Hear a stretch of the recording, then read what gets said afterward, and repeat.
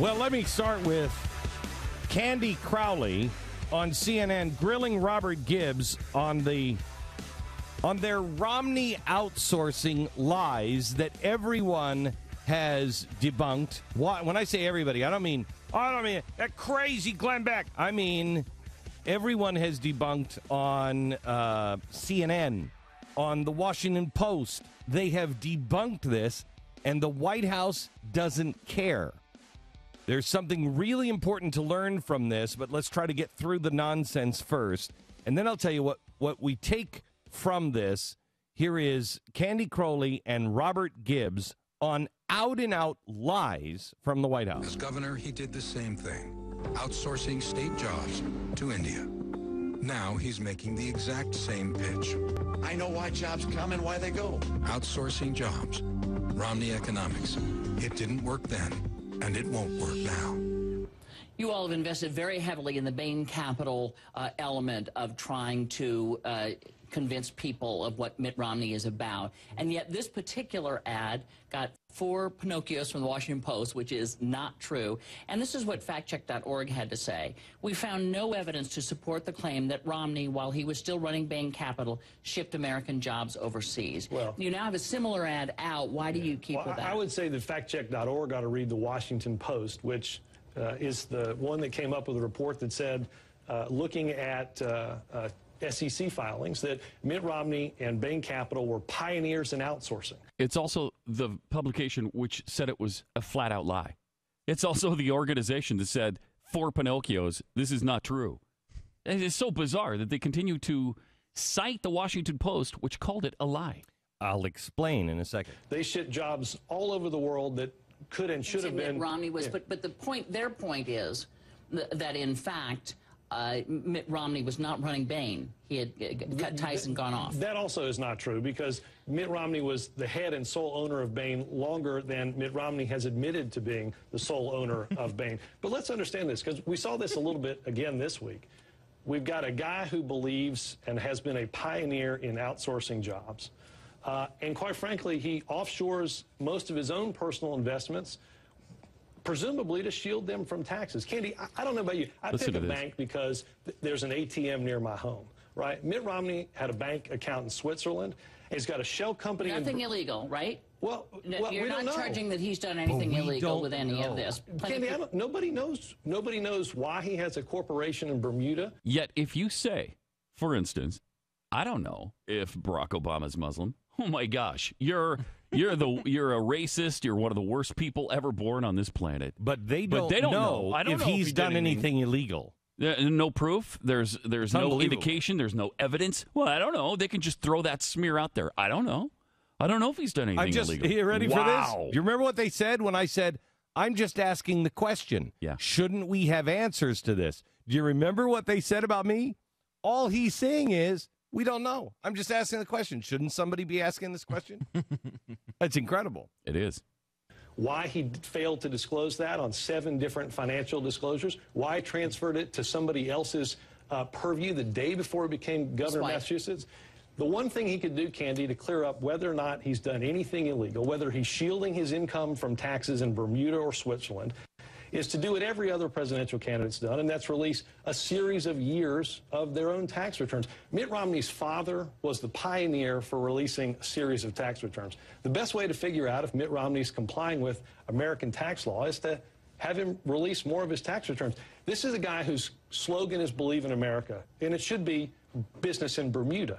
That's what Mitt Romney's all about. Which is a great line, but again, there's no evidence here that any of the fact-checked organizations have found that A, he outsourced jobs or was present at Bain when that happened, and B, that he's done anything illegal. You've had a lot of advice from folks, Democrats, saying get off of this particular Bain thing. There's obviously some polling that shows, in fact, it's having some effect in some of the battleground states. Well, again, but why this is an ad. This is an ad that's based on a report that the Washington Post did.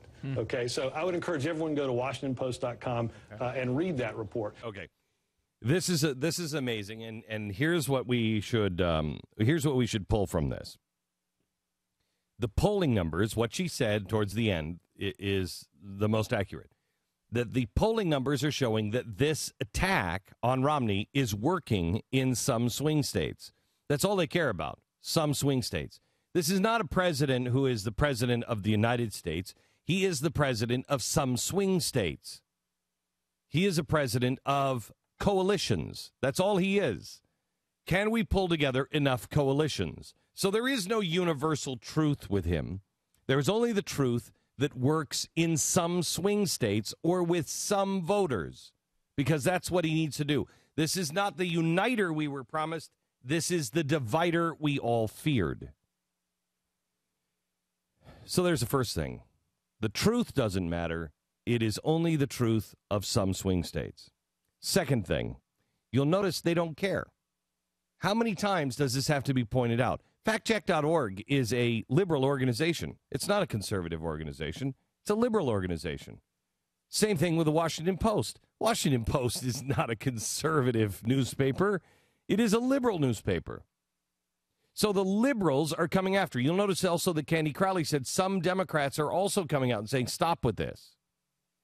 They don't care. And here's what they don't care about. Here's what they know to be true. Some Democrats don't make a difference. They don't care what some Democrats say.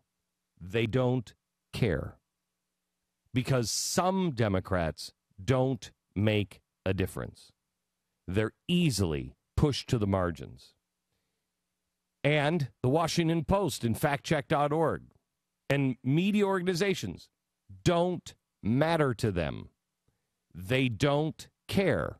Why? Because they know they don't matter to you. I will tell you that this is one of the hardest things that we have to deal with, because when you're constantly under attack, it's really difficult not to respond. And we say this all the time off the air and sometimes on the air, but it's almost impossible to do. Don't respond to them. We don't care. Don't care. They don't matter. These guys are living it. They know that the Washington Post only matters to the liberal elite, only matters to the media elite. But the media doesn't matter to the American people anymore. Only the stuff that punches through, if you say a lie loud enough and long enough, people start to believe it. So only the stuff that they just keep going through.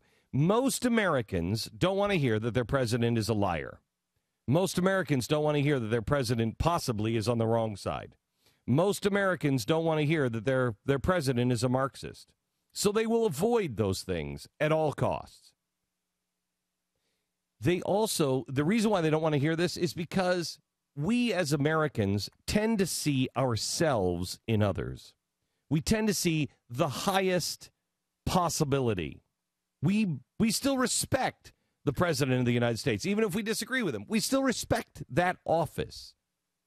And we tend to see, just like we did on 9/11, when everybody gets together and they hold hands and they sing Kumbaya on the stairs of the Capitol, we all think, we all love America. We see ourselves, the highest self, in others. We don't think that other people are actually trying to destroy us. We don't think people are capable of that. And so we don't want to hear that our president is a liar because we don't think our president could be a liar. Even though we've had proof, president after president after president, that they are just like us, they do lie. So when somebody gets on like Robert Gibbs and can look the American people in the eye and say, Kenny, you don't know what you're talking about. Those are lies. Most people aren't going to go to the Washington Post. Most people are not going to noodle all of this. Remember, they're not going for the highest common denominator. They're going for the lowest common denominator. And the lowest common denominator will actually believe that nobody has the balls to look somebody in the eye and say, that's not true. Nobody has the balls to do that. How could they possibly say that? You think they're going to let them get away with that? Well, after a while, yeah. After a while, after you've beat the drum over and over and over again, and most of your press is complicit, after a while, it doesn't matter. Every time the American people see them, they're on defending it and saying, oh, listen, you go to the Washington Post, Candy, you don't know what you're talking about. What do you mean the president is a black man? He's not a black man. He's a white man. You know what? I tell you what. You go to this doctor, and this doctor, and you go, look, you go to, you know what's wrong with Americans? They haven't had the color adjusted on their TV screens. You go ask the average American who has had their color adjusted on their TV screens, and they'll tell you he's a white man. Now, at some point, people are looking at their TV going, well, that's crazy. That really? At some point, somebody will say, well, they couldn't make that claim. They couldn't make that claim if it weren't true. And you look them in the eye. They're looking the American people in the eye and saying, I'm telling you, the president is a white man. What? You could go ahead and believe all these people. They know that they don't believe the press. They know that the Washington Post doesn't matter. They know that Candy Crowley, she's nothing. They know that she has no credibility compared to the office of the president of the United States. They have no credibility. They know that NBC doesn't have any credibility. They know how you feel about the press. All they're doing is confirming it. That's all they're doing. Candy, you got your facts wrong. And they're doing it with such audacity. The audacity of hope. They're doing it with such audacity that you don't, because you're a decent, God-fearing American, you don't think anybody has that kind of audacity to look you in the eye and say, I did not have sex with that woman, Miss Lewinsky. I didn't do it. And as long as they can keep us arguing on this stuff, they know the press doesn't matter. What you have to take away from this, two things. One, the truth doesn't matter to these people. And the lowest common denominator won't ever understand that. Because most people want the truth to matter, believe the truth matters, believes nobody is that evil in Washington. Oh, they'll talk a good game, but when it comes to their guy, when it talks about their senator, I'm not talking about Barack Obama. I'm talking about Republicans and Democrats, their senator, their congressman, anybody. Their guy's not the problem. It's the other guy that's the problem. And so they're blinded, willingly blinded. And that's what's happening here. Because the truth doesn't matter to them, and they know the one truth that we should know. The mainstream media doesn't matter either. Now, that doesn't mean that you have to keep saying the truth. But instead of defending, we should be pushing our own truth out.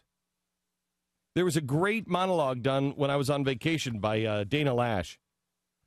She filled in for me on television, and last night I watched it. It's the only thing I've seen from last week on GBTV. I got in late last night. I popped in one monologue to watch it, and it was Dana, and she did it on culture, and it was absolutely fantastic.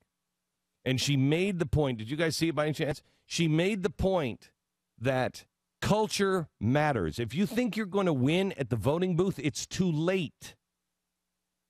Culture matters. Music, movies, television, entertainment of all sorts matters. And we have surrendered as conservatives.